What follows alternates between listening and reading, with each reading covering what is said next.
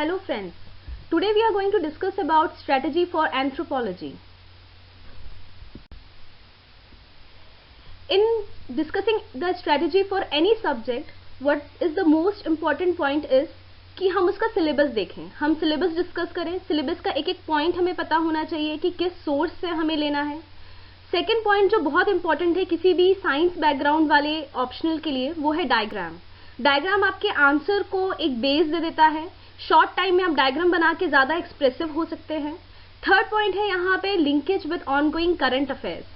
ये सबसे इम्पॉर्टेंट है बिकॉज अब जो यूपीएससी की डिमांड है वो बहुत ही डायनेमिक हो गई है. वो हर आंसर में कुछ इनोवेटिव चाहता है और वो जो इनोवेटिव चीज़ चाहता है वो आपके करंट अफेयर्स के केस स्टडीज से या करंट अफेयर्स रिलेटेड न्यूज़ को अपने आंसर में इनकॉर्पोरेट करने से ही आएगी. फोर्थ पॉइंट है यहाँ फ्लो चार्ट्स.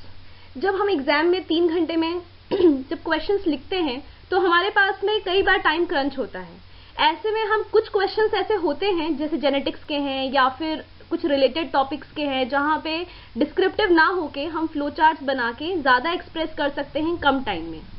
इनफैक्ट वो ज़्यादा मार्क्स फेचिंग भी होता है बिकॉज आप ज़्यादा एग्जाम्पल्स ज़्यादा सब कुछ अपने फ्लो चार्ट में इनकॉर्पोरेट कर सकते हैं. लास्ट पॉइंट जो हमें ध्यान रखना है वो है कि हर क्वेश्चन जो हम पुराने साल का देखें, 15 ईयर्स के पेपर्स देखें या फिर हम कोई भी टॉपिक जब पढ़ते हैं, सब टॉपिक पढ़ते हैं, तो जब उसका हम आंसर प्रिपेयर करते हैं तो हमारे माइंडसेट में एक प्रोफॉर्मा होना चाहिए कि ये आंसर अगर 10 मार्क्स में आएगा तो हम इसमें क्या क्या चीज़ें लिखेंगे, अगर 15 मार्कर में आएगा तो हम क्या क्या पॉइंट्स इंक्लूड करेंगे और अगर 20 मार्कर में आएगा तो क्या क्या पॉइंट्स इंक्लूड करेंगे. सबसे बड़ी प्रॉब्लम जो मेंस के समय एग्जाम में लिखते समय हम फेस करते हैं वो ये है कि किसी एक सब टॉपिक के बारे में हमें पता होता है अप्रॉक्सीमेटली 3 पेज के बराबर का आंसर, लेकिन हमें उसको कंसाइज और करके हमें ऑलमोस्ट 1.5 पेज में अपने आप को एक्सप्रेस करना होता है, जो कि एक बहुत ही टफ टास्क होता है.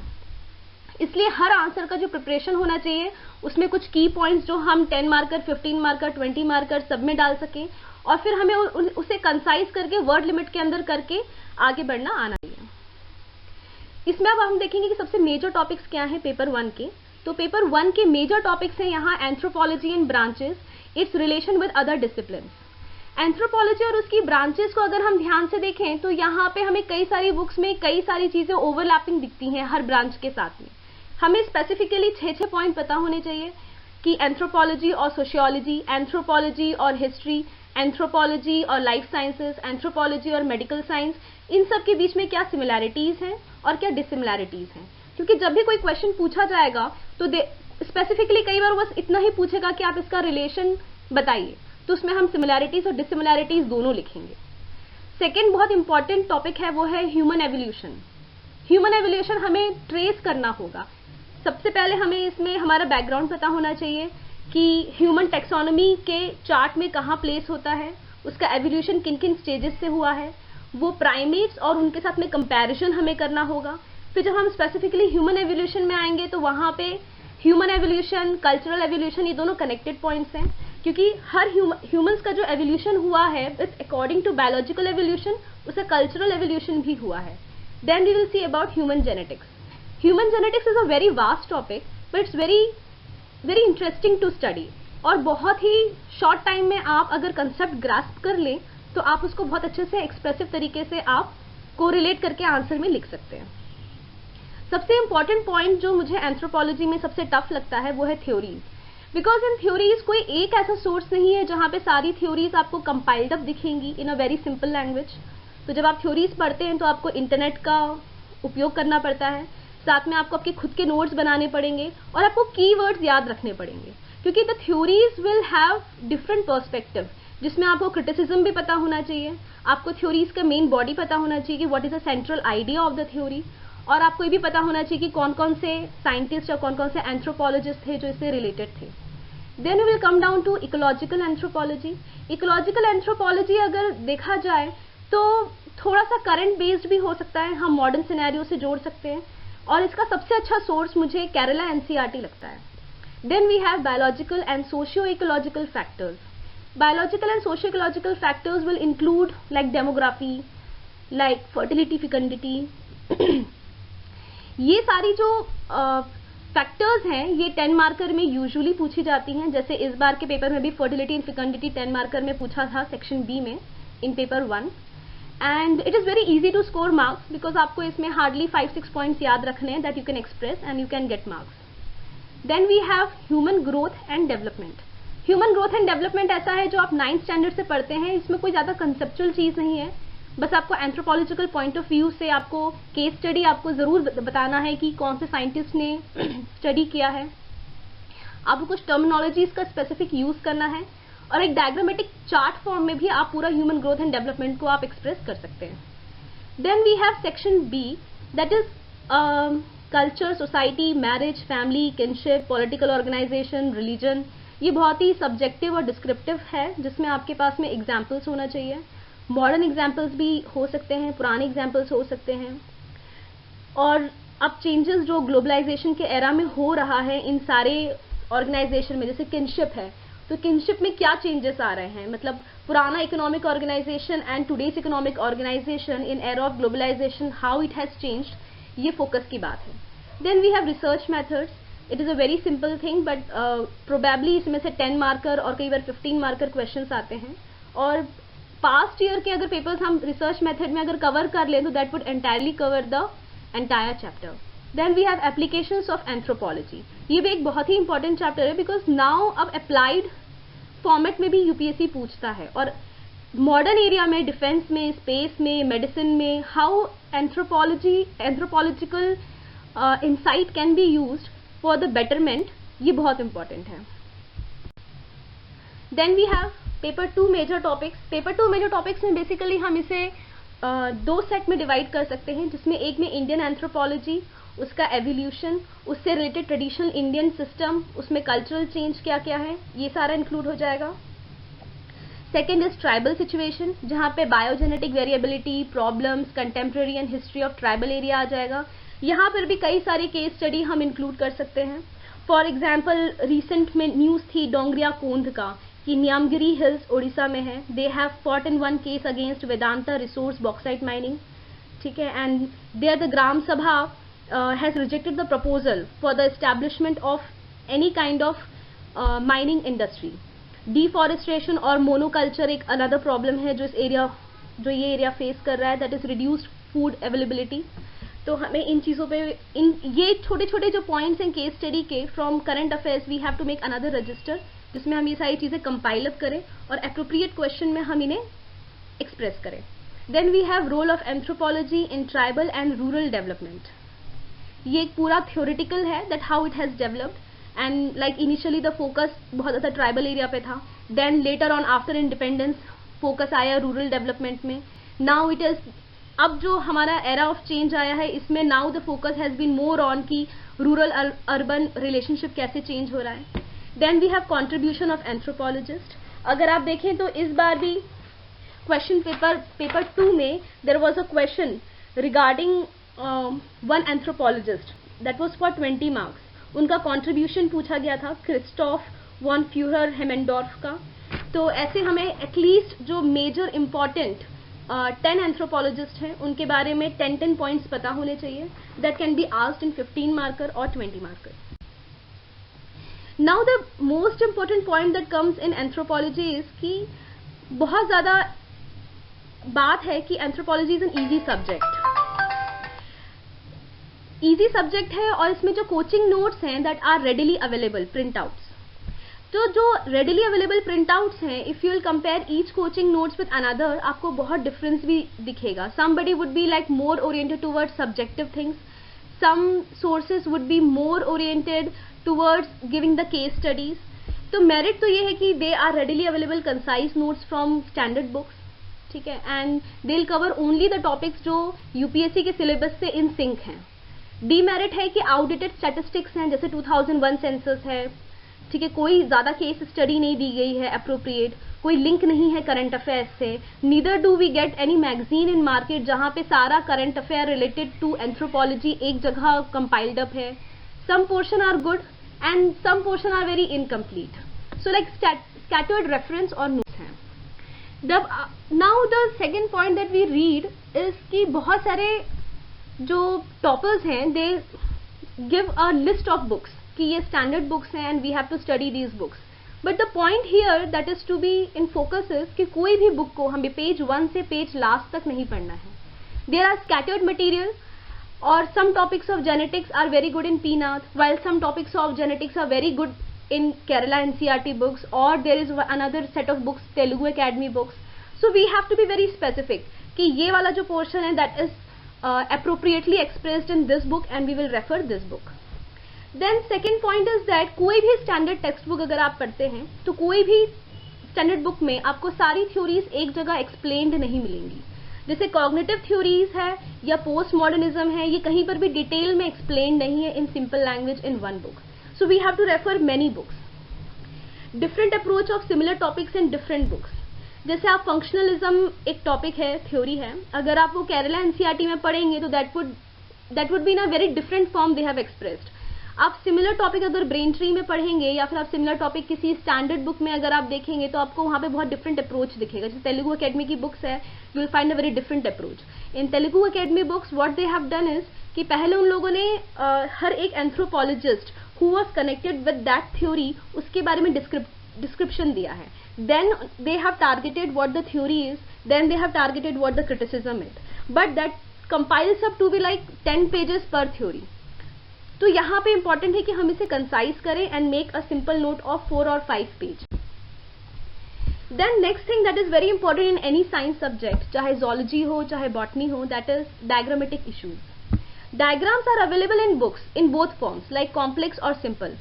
Sometimes when we see हमें कोई complex diagram होगा but बहुत expressive होगा और बहुत attractive होगा, but then we have to be very logical and rational कि हमारी need of R ये है कि we practice such easy diagram that can be easily reproducible in exam pressure. ठीक है, जैसे for example हम देखें तो recombinant DNA है, they can be expressed in these two different forms of expression. आप पहला वाला example देखें यहाँ पे तो ये simple है like cut DNA molecules with restriction enzyme to generate complementary sequences. We have a vector DNA, then we have a chromosomal DNA. When we combine both of them with DNA ligase, then we get a rDNA. आप ये diagram बना सकते हैं, इसके नीचे उसका application लिख सकते हैं in modern science, in modern medicine and how it is useful.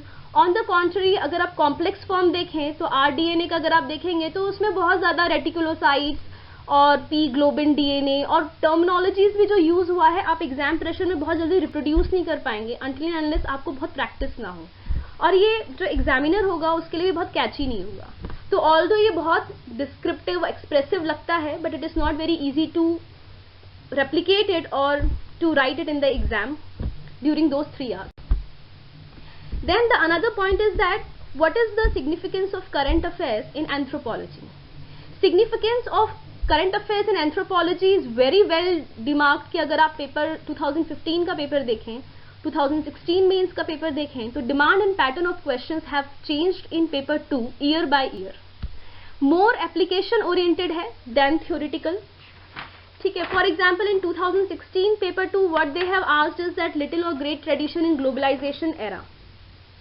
Explain the nature of interplay of little and great traditions in the context of globalisation.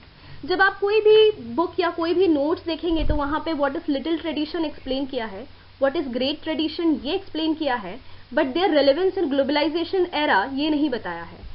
ये भी नहीं बताया कि how they are merging, how they are overlapping, how their orientation and their effect in globalisation era has changed और expanded और whatever change is going on in present era. तो जब हम क्वेश्चन देखते हैं and if you right like for another 15 marker, अगर आपने इनको एक्सप्लेन कर दिया तो ये क्वेश्चन की डिमांड को फुलफिल नहीं कर रहा है. क्वेश्चन की डिमांड है कि आप ग्लोबलाइजेशन की एरा में जो चेंजेस हुए हैं उनसे आप लिटिल और ग्रेट ट्रेडिशन को आप कनेक्ट करें. ऐसे क्वेश्चंस में आपको इंट्रोडक्शन में हल्का सा एक्सप्लेन कर दें, इंट्रोडक्टरी एक्सप्लेनेशन कि लिटिल और ग्रेट ट्रेडिशन क्या है. Then in the next paragraph important ये है कि आप उसका ग्लोबलाइजेशन एरा में होते हुए चेंजेस या ओवरलैप या एक्सपेंशन आप इस पे फोकस करें. And finally in the conclusion आप कुछ एग्जाम्पल्स देते हुए आप कंक्लूड करें कि how the things have changed with time post independence. So here just marking the views of thinkers और ओरिजिनल थ्योरेटिकल आंसर्स अगर आप लिख दें that is not sufficient. We need to have some concrete examples जो हम news से निकाल सकते हैं, करंट अफेयर्स से एक जगह कंपाइल अप कर सकते हैं. And while in the paper you have to be very smart कि आप सबको लिंकअप करके एक प्रॉपर डिसेंट आंसर जो क्वेश्चन को टारगेट करे वो आप लिख सकें. Then we have another thing that is very much in news is case studies. Case studies जैसे इस बार क्वेश्चन था कि माइनर फॉरेस्ट प्रोड्यूस के ऊपर क्वेश्चन था. So there have been many examples. Like there was some issue going in Kerala National Park, there was some issue of in Odisha where tribals were not allowed to collect the minor forest produce, है ना. FRA Act जो है हमारा 2006 का, उसमें आने वाले changes और law based rights के बाद भी how the tribals were exploited, ये सारे केस स्टडी जब तक नहीं होंगे you won't be able to explain the right economical situation जिसमें tribals अभी जी रहे हैं. तो ट्रेडिशनल बुक्स तो एक्सप्लेन कर देंगे कि प्री इंडिपेंडेंस और post independence era till 1980s में क्या क्या प्रॉब्लम फेस की. बट आफ्टर 2000 जब हमारा बहुत ज़्यादा राइट बेस्ड सिस्टम हो गया है जहाँ पे वी आर ट्राइंग कि हर एक इकोनॉमिकली वीकर सेक्शन के लिए हम राइट बेस्ड लॉज फॉर्मुलेट करें या पॉलिसीज लेके आएँ, वहाँ पे FRA एक्ट उसने कैसा फंक्शन किया है इन दिस डिकेड और उसमें क्या क्या चेंजेस चाहिए और कुछ एग्जाम्पल्स जो हमारी बात को सब्सटेंशिएट कर सके कि what we are trying to express is concrete. So the need of the hour is that we need to incorporate case studies from news. Important here is that all the round year आप last के 2 महीने में अगर आप सोचें कि आप सारी न्यूज को सेग्रीगेट कर लेंगे या यू विल कंपाइल अप, तो वो थोड़ा इम्पॉसिबल हो जाता है. So while studying news paper every day, important is that कि आपको कहीं भी न्यूज दिख जाए ट्राइबल की या कुछ इंडियन सोशल सिस्टम में चेंज की या कास्ट बेस्ड सिस्टम में कोई चेंज की या कोई इकोनॉमिकल सिचुएशन में कोई एक्सप्लॉयटेशन की न्यूज़ आई है कि ये जैसे फॉरेस्ट राइट्स एक्ट है उसके बाद भी अगर ट्राइबल्स का एक्सप्लॉयटेशन हो रहा है तो उसके प्रोबेबल रीजंस आप ये सब एक रजिस्टर में कंपाइल अप कर सकते हैं जिससे at the last moment in the final 2 months आप उसको रिवाइज करके कंपाइल अप करके हर स्पेसिफिक क्वेश्चन के साथ में उनको आप मर्ज कर सकें. Now the importance of flow chart, जैसे मैंने पहले भी बताया है कि फ्लो चार्ट आप याद करते समय भी आप बना सकते हैं फॉर इजी रिमेम्बरिंग, क्योंकि एक बहुत कॉमन प्रॉब्लम है जो in fact I have also faced is before exam 1 day before exam आपके पास में बहुत सारी बुक्स हैं, स्कैटर्ड रिसोर्सेज हैं, you have studied everything but there is no short notes where you can just see and revise. तो जैसे ये एग्जाम्पल है, ये डायग्रामेटिक फॉर्म में एग्जाम्पल है कि जैसे जैसे ह्यूमन एवोल्यूशन हुआ what all cultural changes were there. जैसे लार्ज ब्रेन आया, लार्ज ब्रेन के बाद में because the brain size increased and the occipital area got developed and the frontal area got developed, तो टूल मेकिंग में इंसान आगे बढ़ा. टूल मेकिंग में भी then we have many different types of tool making eras. Then fire का use आया because of that assembly होने लगी लोगों की. जब असेंबली होने लगी तो लोगों के इंटरपर्सनल रिलेशंस बनने लगे तो सेरेमनीज इवॉल्व हुई. फॉर एग्जाम्पल फ्यूनरल राइट्स कुछ स्पेसिफिक टाइप का. Then we have some symbols. Then when people had come together, interpersonal relation बन गए, they have started some kind of ceremonies, then they felt the need for interacting with each other in some language form and there they use the symbols. So clearing concepts and remembering it symbolically is very important. So with this kind of diagram, although आप ये diagram शायद paper में ना बना पाएं, but it is very easy to have a compilation of such diagrams so that you can quickly remember and quickly try to revise the difference and evolution of humans before the exam. Then there are many blogs where I have read that there are many internet sources. Although not many sources are available for anthropology right now in India and not very concise material is there in one place, but most relevant material जो हम देख सकते हैं वो है e-पाठशाला से, lectures delivered by eminent Indian professors, and that is e-पाठशाला, methodologies and functionalism. जैसे ये example है कि one of their slides. So you can have a look at those lectures just to get your concept clear. But you can not write as such, क्योंकि आपकी writing में बाकी चीज़ें भी इनकॉर्पोरेट होनी चाहिए कि what the question is asking. But हाँ, समझने के लिए और अपने कंसेप्ट क्लियर करने के लिए this particular internet source I found it very useful. तो but there are a series of lectures और यहाँ पे you have to apply your own rational mind कि आपको कितने लेक्चर्स सुनने हैं, which topic you are weak at, which topic is deviating from your syllabus, syllabus से डिविएट करता हुआ अगर कोई टॉपिक हो तो वो आपको नहीं सुनना है, so that you do not waste time.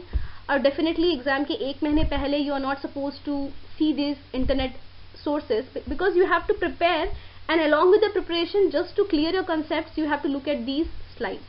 PNAT, not for like from page 1 to page last. PNAT, some particular topics from PNAT, और उनको और substantiate करने के लिए we have to refer Telugu Academy.